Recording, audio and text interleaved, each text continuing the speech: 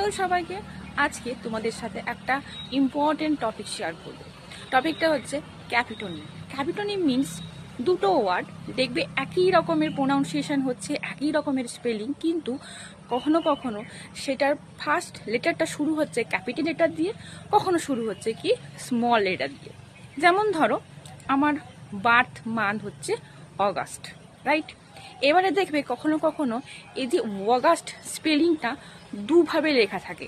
কখনো দেখবে এ ক্যাপিটাল লেটারে থাকে, কখনো দেখবে এ স্মলে থাকে।